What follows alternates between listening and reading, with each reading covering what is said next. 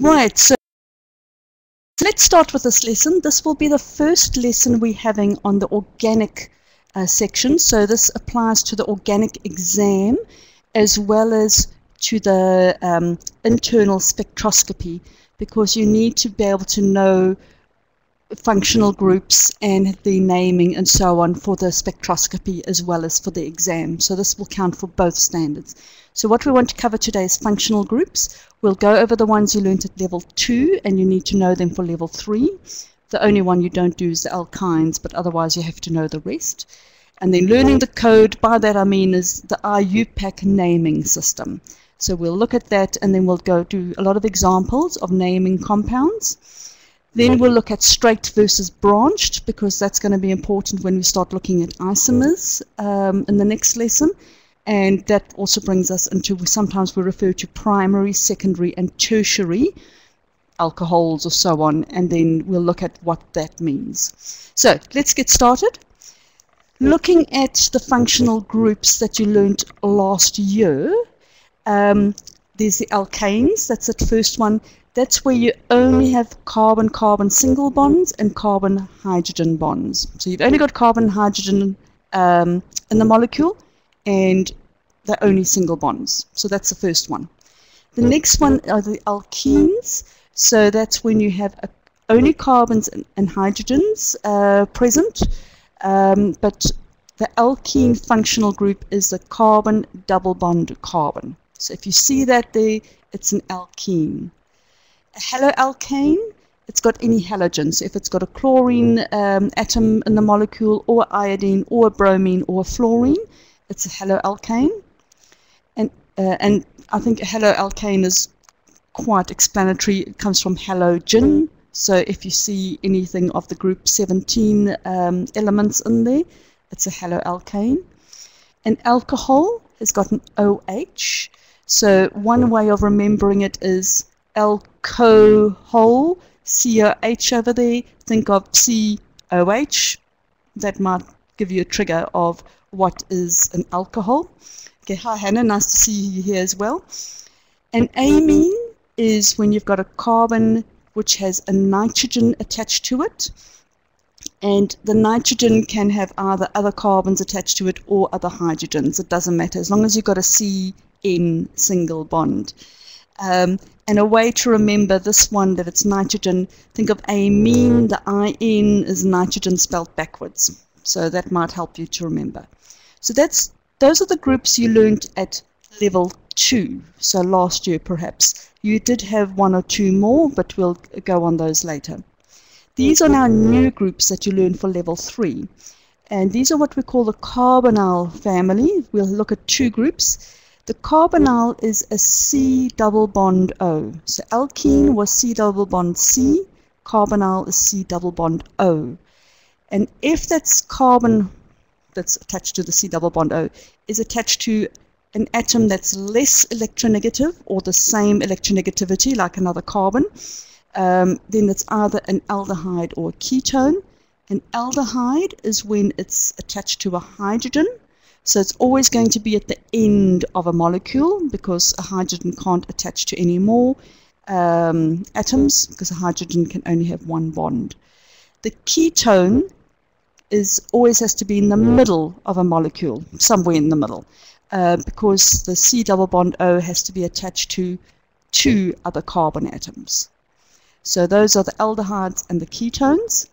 Then a way to remember the ketone, I don't have a short way for aldehyde, unfortunately, and especially because the aldehyde, it's got the base name of alkanel, so the naming is always like propanel, it ends in AL. But a ketone ends in -one, and think of the O for oxygen, so it's got an oxygen present. That might be one way of remembering a ketone. This is now the other group where we still have carbonyl groups, a carbonyl C double bond O, but now we bonded that carbon to something that's more electronegative. This is important for the reactivity in the chemistry, because you'll find that the ketones and aldehydes will react differently to what we call the carboxylic family. So the carboxylic acid is related to the ester, to the amide, and the acyl chloride. So The carboxylic acid is something you learned at level 2. It's the C double bond O, the carbonyl, but now the other bond is to an OH.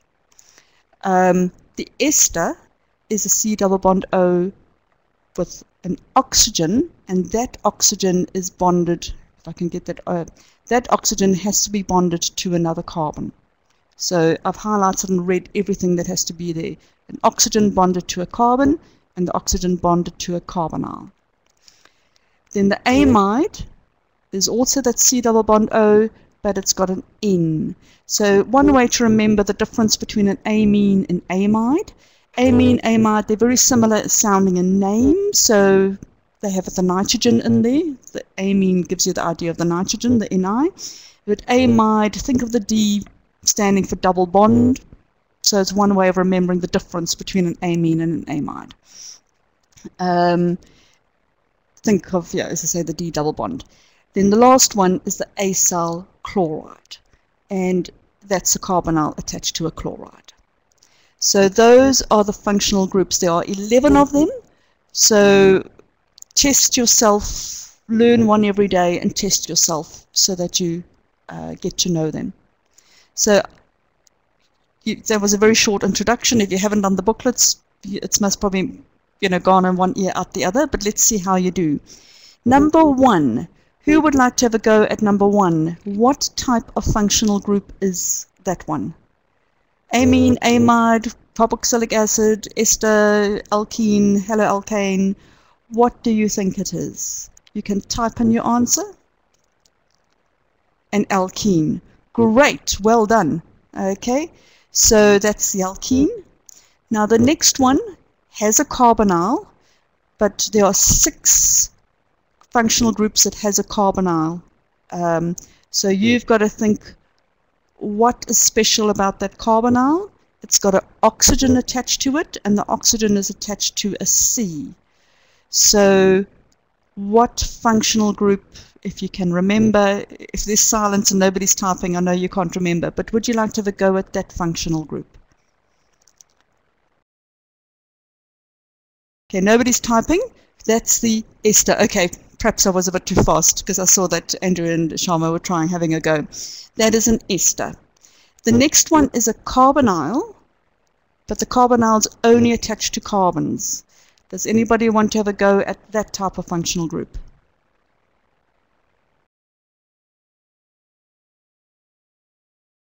Okay, I see Sharma's having a go.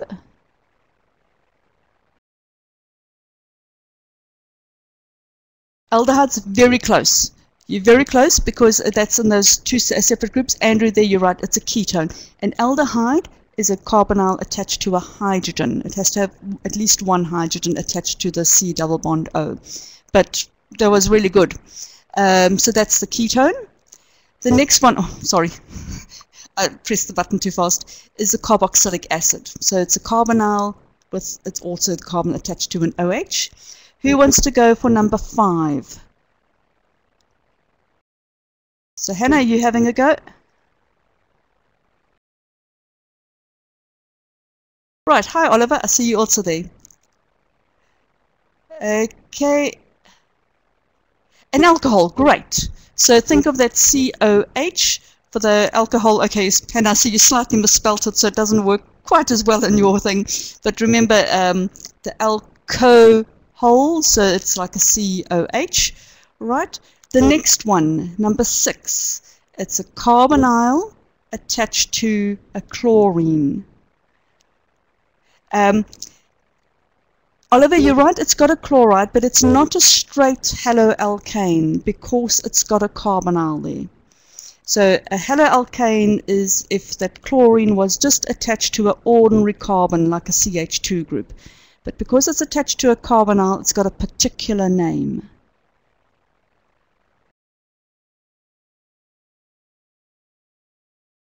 Right, Sharma's having a go. Okay, while she's typing, I'll just put it in. Okay, right, well done, Sharma. An acyl chloride. So haloalkane is when the chlorine is attached to an ordinary carbon. A acyl chloride is when the chlorine is attached to a carbonyl carbon. What about the next one? So I've actually put 6 and 7 together to highlight that point, because can you find the functional group in number 7?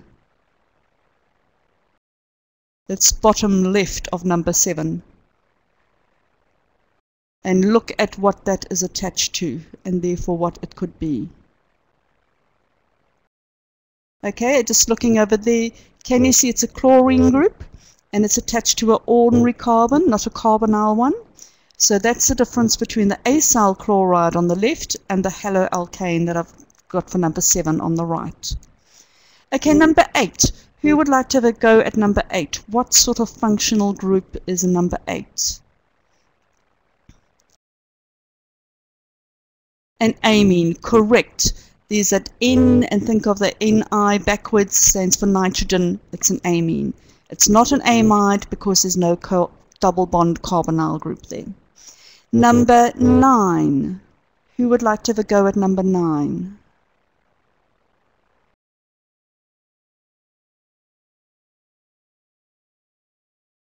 Let's see, aldehyde, correct. There's that carbonyl that's attached to a hydrogen. See the difference between number 3 where it's a ketone. And the last one, number 10. There we've got a nitrogen, but it's attached to carbonyl. Well done, Hannah. That is now the amide compared to the amine. Good, well done, because that's quite, you've got to know those functional groups. So the next thing is, now that we know the functional groups, because it's really important for naming, the next step is to work out how does the IUPAC code work, because it's really a code language. So I've given you there a molecule, drawn it out, and the name, and I've tried to color coordinate, so what you see in the name is what you see in the molecule. So the first thing you always start off, and I've made it in red so you start off with that, is you look for the functional group. So you can see in that molecule I've only got carbons and hydrogens, but I've got an OH, so that's the functional group. And that functional group is an alcohol, as I hope you recognize. So that is given a particular name or ending, and the ending is ol for alcohol. So I think that is, quite obvious is not the wrong word, but it's, sorry, I've forgotten the word, but it's sort of related, so it's easy to relate the two together. The functional group name always comes at the end. Yes, a similar thing. The next thing you do after you've found the functional group is you look for the longest chain that includes that functional group. So you look at the carbons and you see, where can I draw a line without lifting my pencil or my finger? So if I draw it along there and count the number of carbon atoms. And there, can you see I've done the numbering in orange there? So that's the longest continuous chain. I've got 4 carbons in a row. Now I've made them straight over there, but they don't have to be straight in a line. I could have made the purple one going down. I could have made that one carbon 4 and made the one totally on the left, the side chain. So it does not have to be in a straight line. But I've got 4 carbons in a row. So the next thing you're going to be learning is a new way of counting, and if you've done level 2 you would have come across it already. Meth, eth, prop, bute, and then it goes pent, hex, hept. So because I've got 4, meth, eth, prop, bute, can you see that's where that bute comes in? So we've got the functional group, we've got the longest chain with a number of carbons. Now we look to see, do we have any double bonds there or single bonds? So I've looked at what's written in black there, and if I've only got single bonds, I use the code AN, AN. Okay? If I had a double bond, carbon-carbon double bond, it would be ENE. And if I had a triple bond, that part of the name would be INE. Okay, alkene, alkane, alkene, alkyne. That's where it fits in. So it tells me I've only got carbon-carbon single bonds there. Next step is I need to find out where that functional group is, on which carbon. So according to my numbering, I've numbered that teal-colored carbon as number 1 because the functional group needs the lowest number possible. So that is carbon 1. So my name so far is butane 1-ol. But for 4 carbons in the parent chain, and for only single bonds, carbon-carbon single bonds. 1 tells me where my functional group is, and ol for the functional group. Once we've got the main part, now we look at the side chain. Oh, sorry, that's the OH for the ol. Now we look at the side chain, and that's that purple one. So because it's a side chain, I use the term "-ile". So there's a difference between "-ile" and "-an". "-an" is in the main chain, telling me it's only single bonds. "-ile" means it's a side chain. So that's what that represents. And I now count the carbons in the side chain, and I've only got 1. So meth, remember my new way of counting, meth, eth, prop, but. So 1 is meth, so it starts methyl. And I have to now finally say, where is that side chain? Is it on carbon 1, 2, 3, or 4? And it's on carbon 3, so that's where my number 3 comes in. So that is the code for IUPAC. Functional group, longest chain, look to see if there are any double or triple bonds there, otherwise it becomes "-an". Then you look at where is that functional group, and then you start looking at the side chains. Okay, so let's look at the new way of counting. Remember, it's the meth, eth, prop, but, pent, hex, hept, oct. Pent, hex, hept, oct, I think are self-explanatory. If you think of a pentagon, a hexagon, a heptagon, an octagon, it's an 8-sided figure, and so on. And one way of remembering the meth, eth, prop, but is to think of meat, Ethan, professional, butler. There is another way of numbering, and that's when we get, say, 2 functional groups or 2 side chains that are exactly the same. Then we use the word mono, di, tri, tetra, penta, hexa, hepta. We don't often use mono, that's quite rare, so you can forget about it really. But di and tri you will come across quite a bit. So let's look at, actually I'm going to be doing carrying on with something else first, but are there any questions so far? Have I lost anyone so far? You all okay? We'll be doing lots of examples of naming, so don't worry if you haven't got quite the name sorted. Okay, so here are the names again, the rules again, and we'll go through this quickly and then we'll look at the rules and do examples. So learn the prefixes. If you don't know the prefixes, meth, eth, prop, but, etc., you're not going to be able to do the naming. You need to know the functional groups, so you can find the functional group to know what the ending of the name is. You need to find the longest chain, and we'll do some exercises for that. We need to be able to locate the side branches or the substituents. You could call them side chains, side branches, substituents. They all mean the same thing. This is sort of new that you don't have at level 2. You can get more than 1 functional group, and you must know the ranking order. So we will do examples of that. And then finally, the overview is, when you name, you've got to find the longest chain that contains a functional group, that gives a functional group the lowest number, and then the substituents the lowest possible number. So if you got that right, you nailed the naming. Then one final thing on presentation is you put commas between numbers, and we'll look at examples of when that happens. Hyphens between numbers and letters. Did you remember it was a 3-methyl? And we had that butane -1-ol. So anytime we're swapping from a letter to a number or a number to a letter, a hyphen goes in. And then there's no spaces between the letters. Did you notice it was one word? 3-methylbutane 1-ol, one word, no spaces. The only exceptions you'll come across are acids, carboxylic space acid, then esters, there's a space on there, and acyl space chloride. Those are the only spaces you come across. And then finally, just check. check that you've counted correctly the number of carbons. Check everything, because it's very easy to make a silly error. Okay, so there are the rules on the right. Now we're going to look at the examples. So hopefully with time you'll know the prefixes, meth, eth, prop, but, etc. What is the functional group in number 1?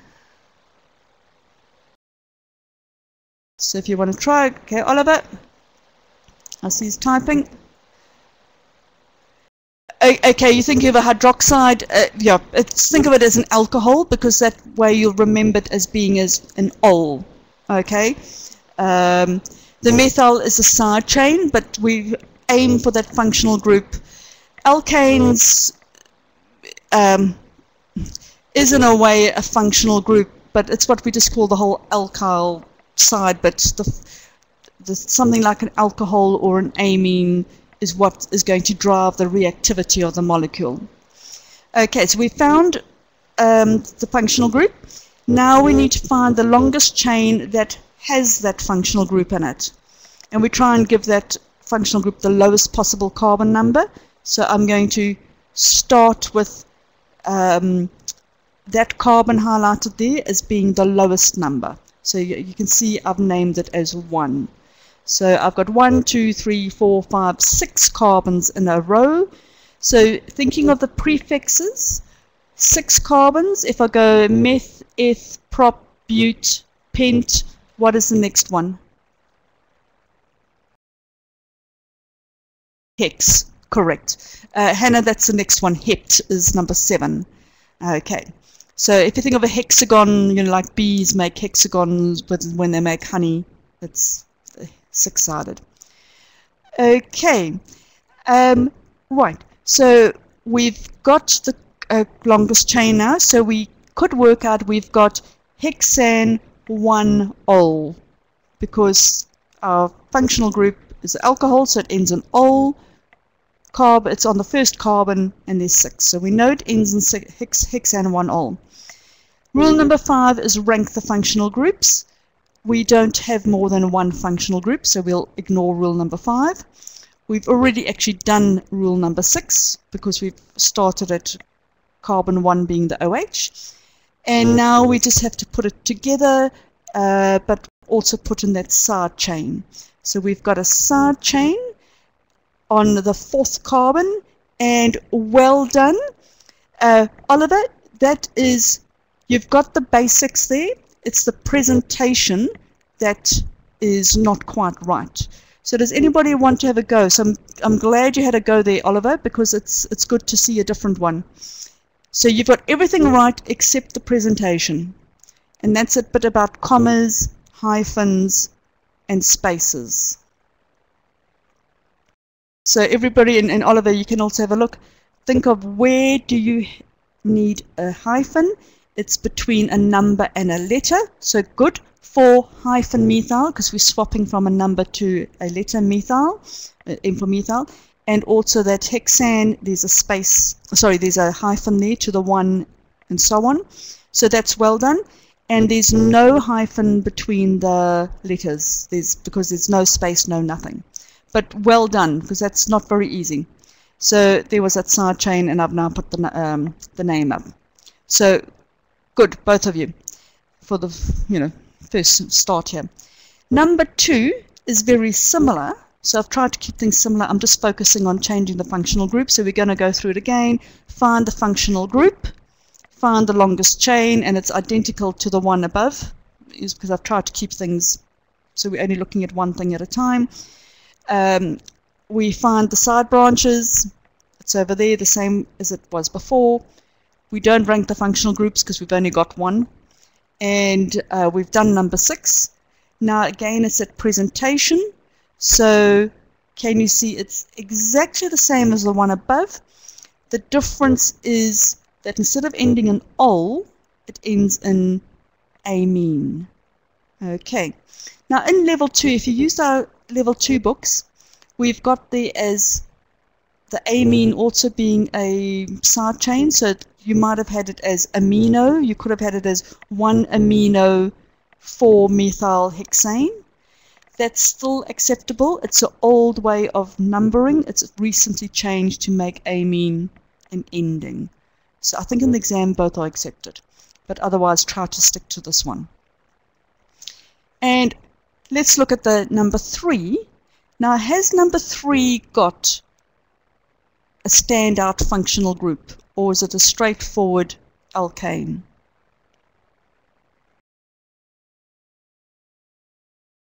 It's an alkane. So what we do here is there's no real functional group, so we skip number 2. Now we have to find the longest chain, and we have to which is straight across, and we've got to find the side branches. Now when we name, we've got to give the side branch the lowest possible number. So if I start from the right, as I've been doing, okay, what carbon of the parent chain is my side chain on? So if you look at those green numbers, that methyl group is attached to which carbon number?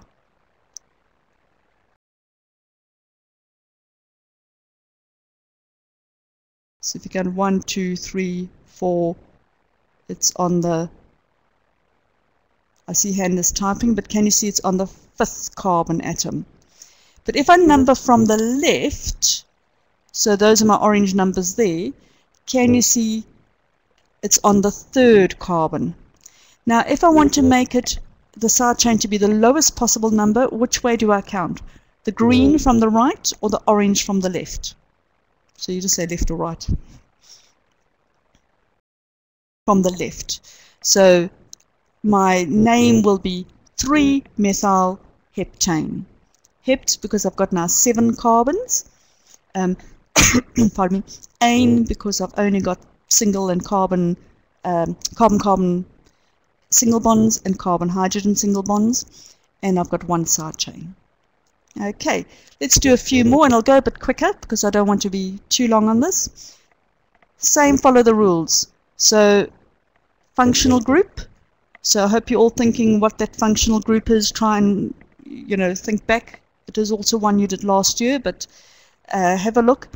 It'll be always number 1 because I can see Hannah's typing, so I might just be going in and giving you the answer, Hannah.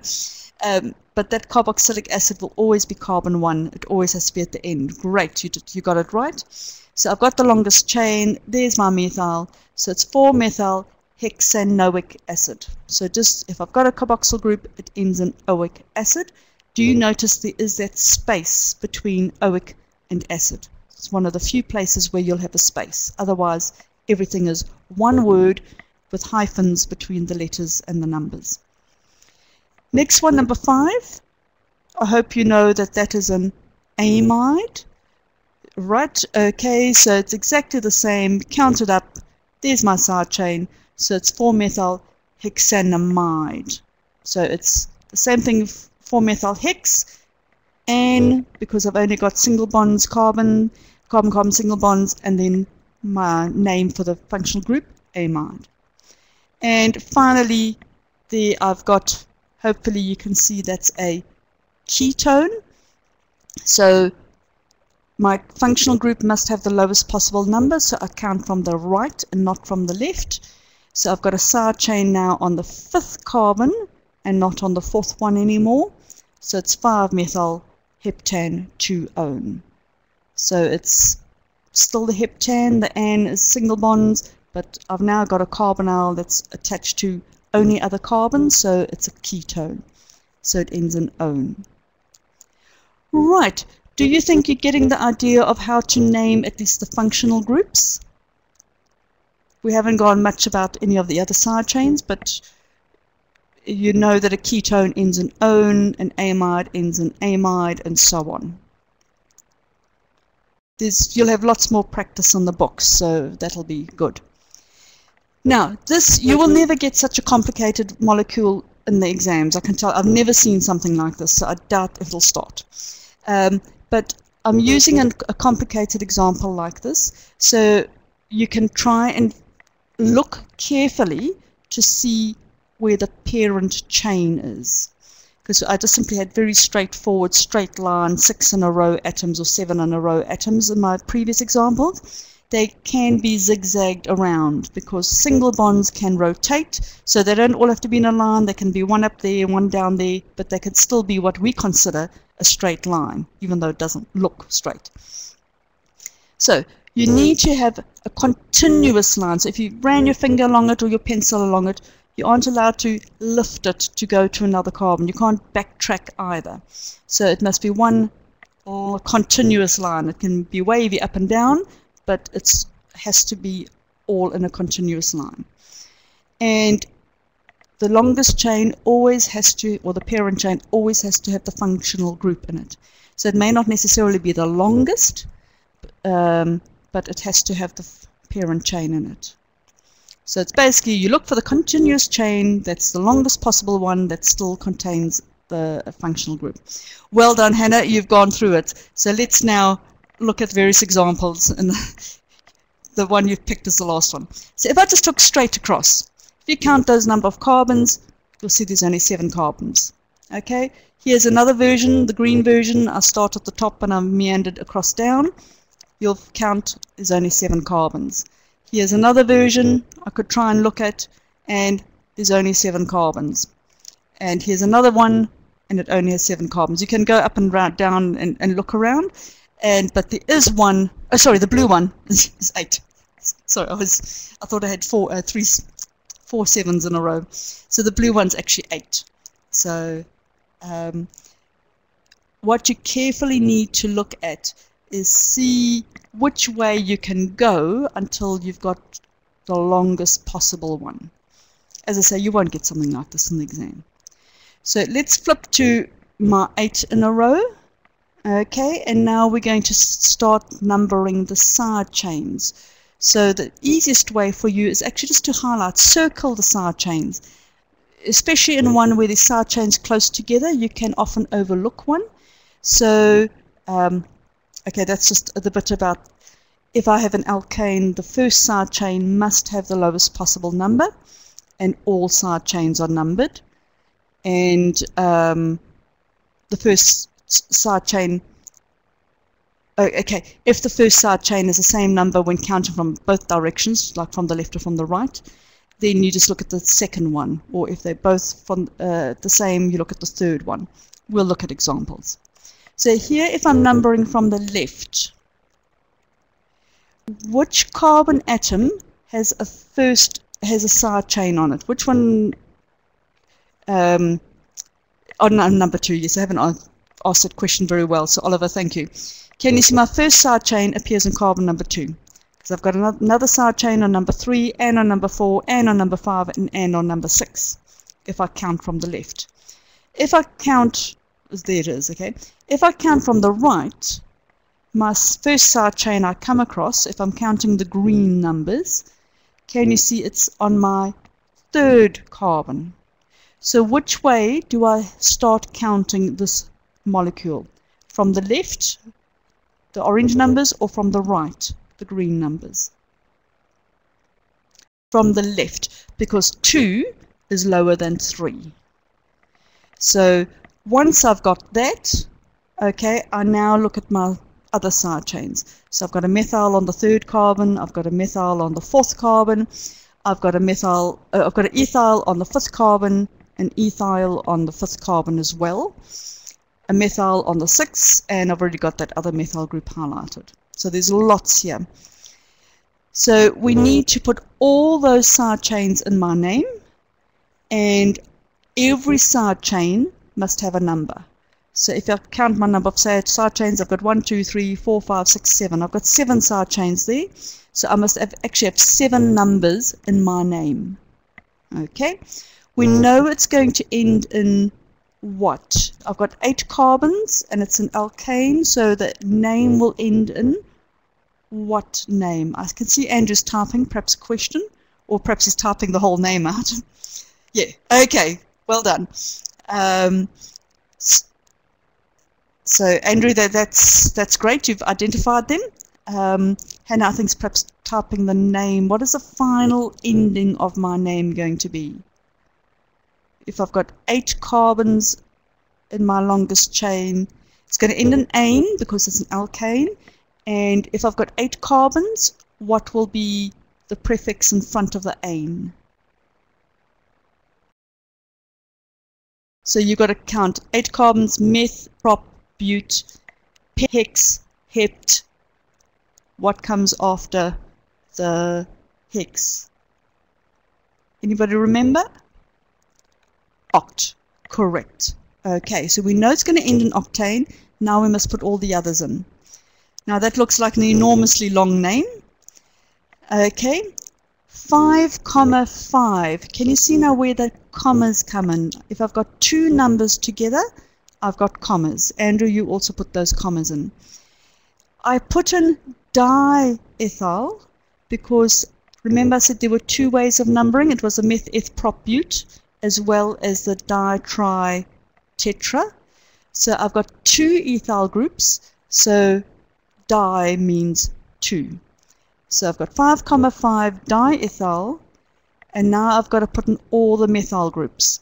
So I've got a methyl on the second, a methyl on the third, a methyl on the fourth, and 2 methyls on the sixth. So it's 2, 3, 4, 6, 6. I have to identify where every single methyl group is.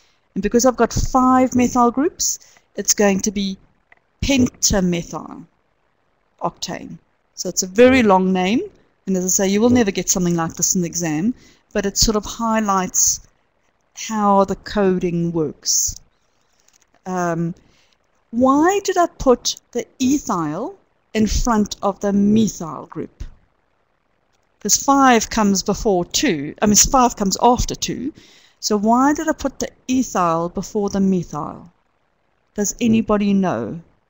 I haven't explained that rule yet, so it's fine if you don't know. Okay, nobody's having a go. All side chains are listed alphabetically. So once you've assigned the number, you now put it down alphabetically. And ethyl starts with an E, methyl starts with an M, so E comes before M, so it's written first. You ignore the di and the penta, they just tell you how many we've got. The ethyl tells you what type of side chain it is, and so does the methyl. So you look at those. And so there I've highlighted the E for ethyl and the M for methyl. Okay, and going over it again, every side chain must have a number. Side chains are written in alphabetical order, so ethyl before methyl, and hammering again this idea that a hyphen is written between a number and a letter, or a letter and a number. Whenever you're changing from one to the other, you put in a hyphen. And there's commas between two numbers, so 5,5, 2, 3, 4, 5, 6, 6. Okay, and it's all one word. There's no spaces. So you don't say pentamethyl space octane, that's wrong. Pentamethyl octane is one word. There are, as I say, those 3 exceptions. Okay, now let's go to the specific functional groups, because each one has got their own little thing. Haloalkanes, chloro group, fluoro group, and so on, they're treated just like any side chain. So it doesn't end in a halogen name. There's no, it still ends in ane if you've got a haloalkane. As you can see, haloalkane. The halo comes first, it's a substituent. Aldehydes, carboxylic acids, and amides and acyl chlorides, because they are at the end, they're considered the beginning, so it's always carbon 1. So when you number, you always make those carbon 1, and you don't have to say 1 when you name those compounds, because it's just assumed it'll be number 1. Okay, esters are written in 2 parts, and I'll go over that later. Okay, and there is that priority list. Remember I said when we rank the functional groups, and we'll go over that. So let's just first look at that first one, haloalkanes. So here's one that's a little bit simpler than the one we looked at, and you'll see there's side chains there, methyl and ethyl, well, actually methyl side chains, and chloro side chains.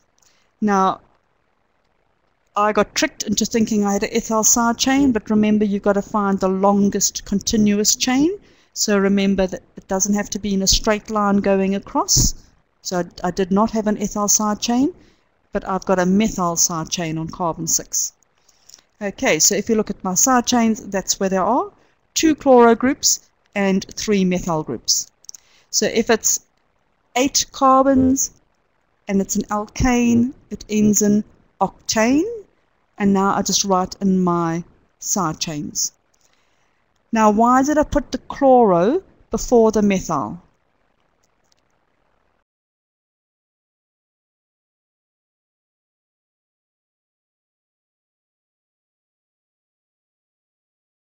So Andrew's typing there. The alphabetical ordering, C comes before M. Also notice the way I numbered. I numbered so that my first side chain, the methyl, was on carbon 2, because if I was numbering from the right, it would have been on carbon 3. So that's why I numbered from the left. Okay, so that's the haloalkanes. They're straightforward. You treat them like a methyl or an ethyl group side chain. Let's now look at the aldehydes, carboxylic acids, amides. So as an example for there, here I've got an example of a carboxylic acid. So when you see a carboxylic acid, that carbon, doesn't matter what else is on the chain, is always going to be carbon 1. Okay, so even if I had a chloro group right on the end on carbon 6, the carboxylic acid will still be carbon 1. So it'll end in hexanoic acid. And now I'll put in my side chain. So I've got 2 chloro side chain, 2 methyl side chains. Okay, I can see Oliver's typing there, so we'll just, you might have the name there, but I'm just going to put it in. So it's 2, 4, well done Oliver, 2, 4 dichloro, hyphen again, I haven't been stating the hyphens all the time, hyphen 3, 5 hyphen dimethyl hexanoic acid. So notice there is that one space between the oic and the acid, but otherwise it's one word. So that applies if I had an aldehyde, an amide or an acyl chloride, particularly if they were the standalone one. We'll do 1 or 2 examples where they're ranked differently. Right, okay. And as I say, you'll notice I didn't put a number in for the hexanoic acid. I didn't say hexane 1 oic acid. I don't think they would mark it wrong, but you know it has to be on carbon 1. So you don't say hexane 1 oic acid. It's just hexanoic acid. Okay. Now the next bit, the esters. And we'll do quite a few examples of esters because they're tricky.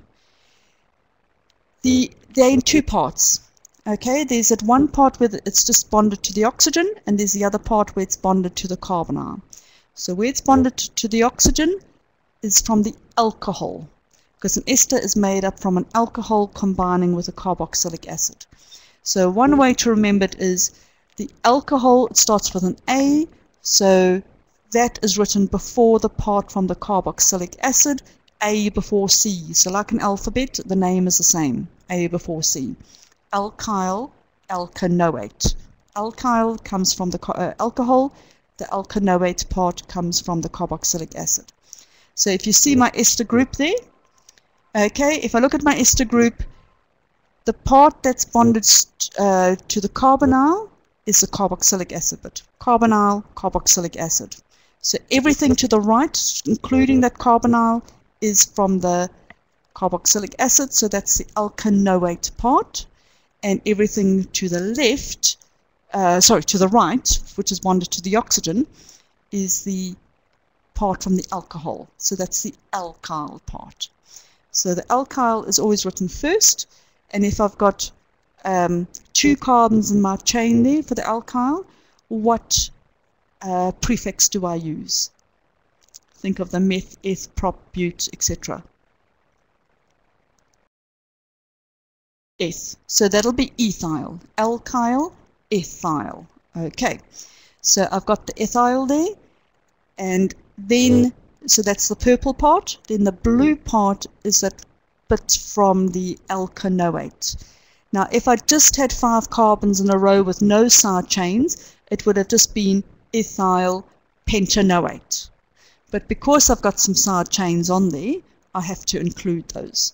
So I've got a methyl on the 3rd carbon, and I've got a chloro on the 4th carbon.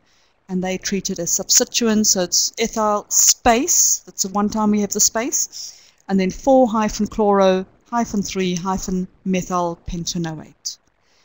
And again, I don't have to put any numbering in the pentanoate part because that is always like carbon 1. Okay, and as I say, notice the space over there.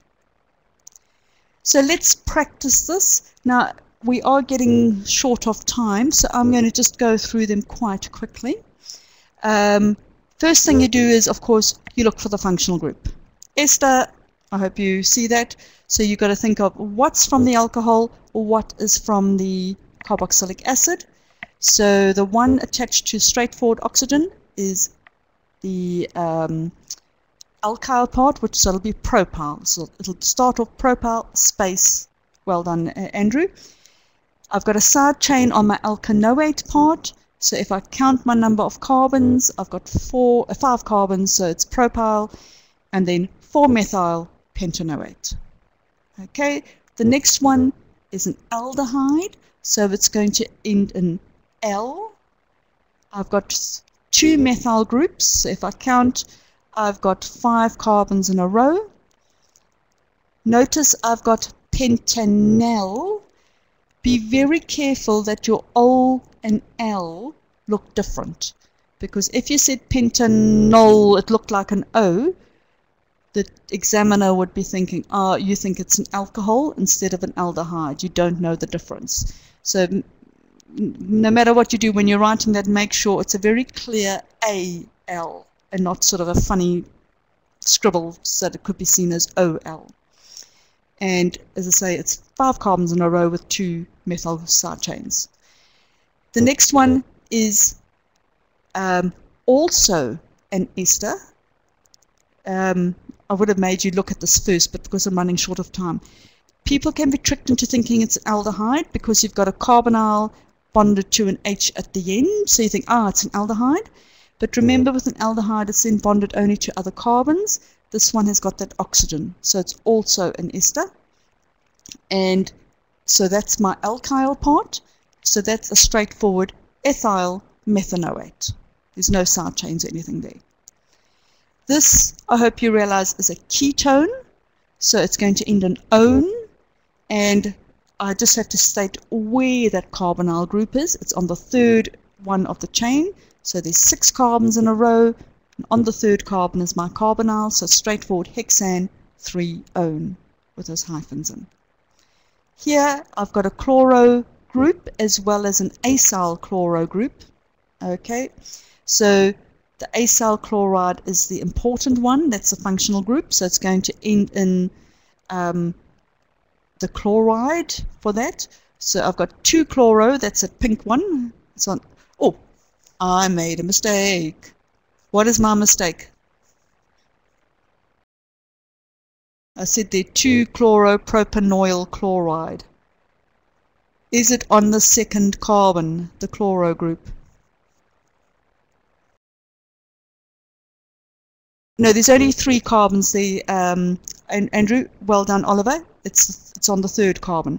So the carbonyl of the acyl chloride is the 1st carbon. Then I've got the CH2 for the 2nd one, and then a CH2Cl for the last one. So please note, mistake. 3-chloropropanoyl chloride. And last one is an ester again. I've been hammering the esters because I think they're the trickiest to name. This time around I've put the alkyl group on the left hand side because you don't have to write it always one way. In nature these things move all over the place. So it's going to be an ethyl space and then propanoate. Okay.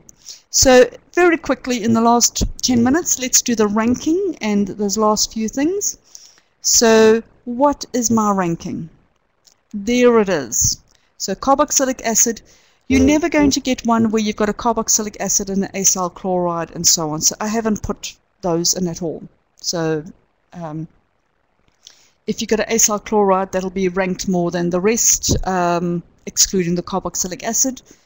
I've just grouped carboxylic acid as being anything like amide, carboxylic acid, ester. That will all be, you'll never get one of those really complicated ones.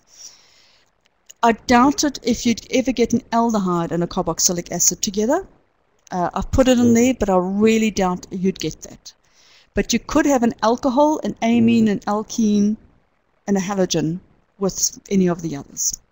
So the way it goes, carboxylic acid is always a dominant functional group, more dominant than an aldehyde or a ketone or an alcohol or an amine or an alkene, and then an alkyl like a methyl or ethyl and a halogen like a chloro come right at the end. They're bottom of the heap. So let's look at an example. There I've got a carboxylic acid functional group and a alcohol functional group, so there they are. So carboxylic acid is more dominant, higher ranking than the alcohol. So my alcohol now doesn't become ol, it changes to hydroxy. So if you sort of look at that slide there underneath the alcohol, it's hydroxy. So it'll be 3-hydroxy butanoic acid. Let's look at some more. So here I've got, as I say, I doubt you would get something like this. I really do. So carboxylic acid, dominant one, but I've got an aldehyde as well. So carboxylic acid has higher ranking, so it's going to end in oic acid. And I now just put an oxo to show where the aldehyde is. And I've put these together like this. That's a ketone, and it also has the term oxo. And so you'll see that's the ranking.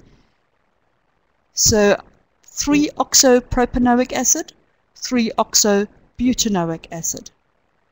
They look exactly the same, really, apart from the prop and the but, and it's the number that tells me whether it's at the end. So 3-oxopropanoic acid, prop means I've only got 3 carbons in a row, so if my oxo is on the 3rd carbon, the last one, it's at the end, so it's an aldehyde.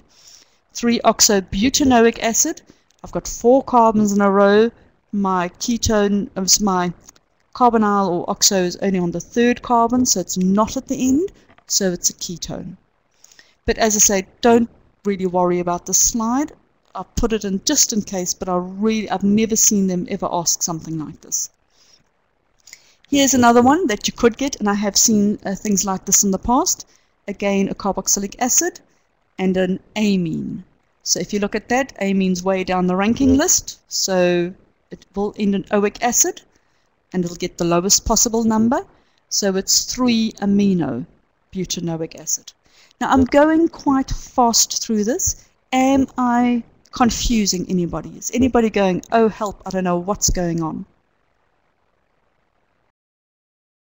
You're okay. Okay. You'll do lots of practicing in the booklets as well. But as long as you get this idea of where the ranking is, and as you do more examples, that ranking will stay in your head.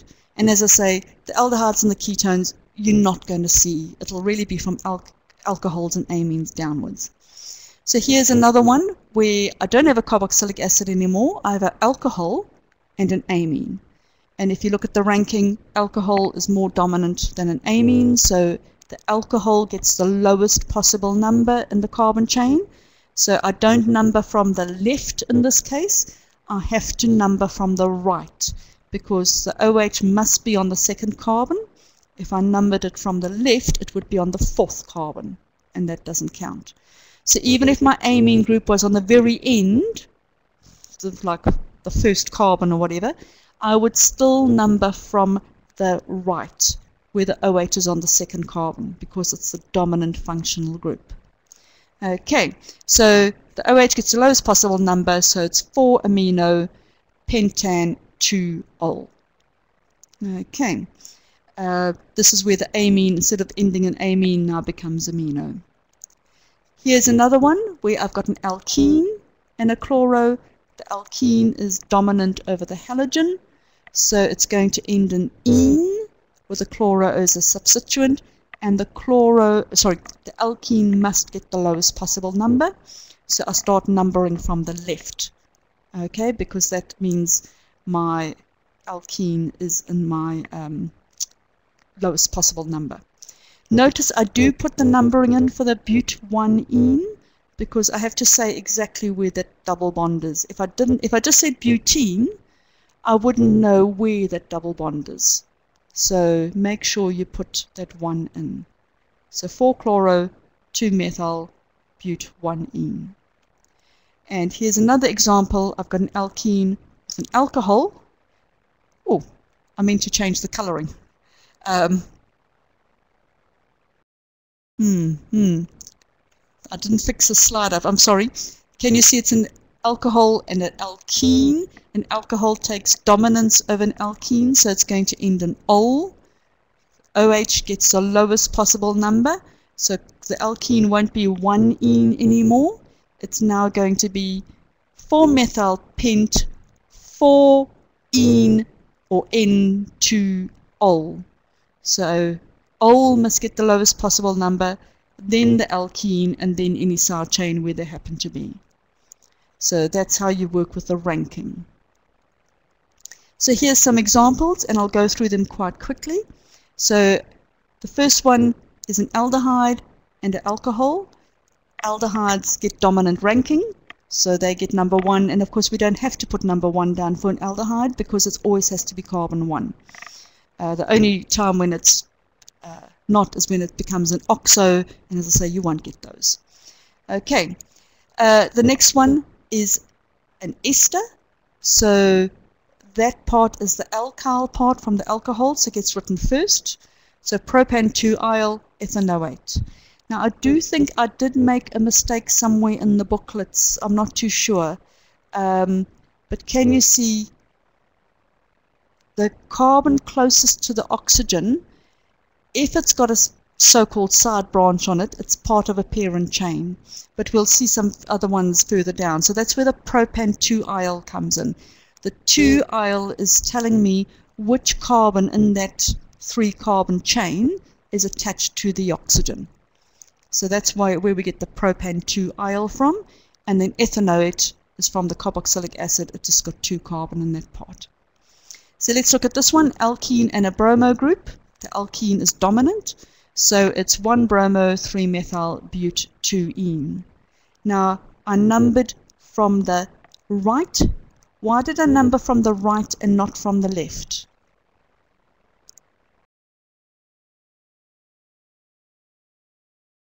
Not too sure? Okay, it doesn't matter for the alkene, because the alkene, if I numbered from the left or right, it doesn't matter. It's on carbon 2, whatever way I start numbering.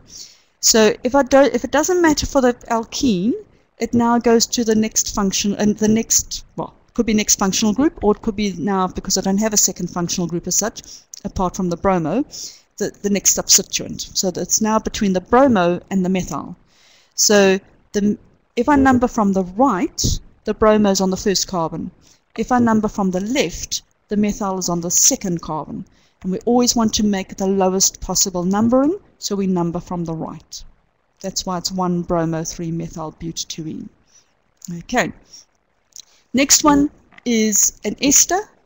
And again, we've now got a more complicated side chain for the alkyl part. And notice where we had that propan-2-ol, because it was all part of one chain. Okay, Hannah, you said, has the halogen got the priority? For number 3, the alkene has a priority. Between the bromo and the methyl, no, there's no difference in priority. The only reason why bromo came first was because it was on the first carbon, if we numbered from the right. Well, you could never get a methyl on the first carbon, because if a methyl was on the first carbon, it would be part of the chain. So if I made that bromo a CH3 group, I wouldn't have but-2-ene, I would have had pent-2-ene. Yeah, an alkyl and a halogen has the same priority. It was just the way the numbering went this time. And bromo, of course, you write first, because B comes before M in the alphabet.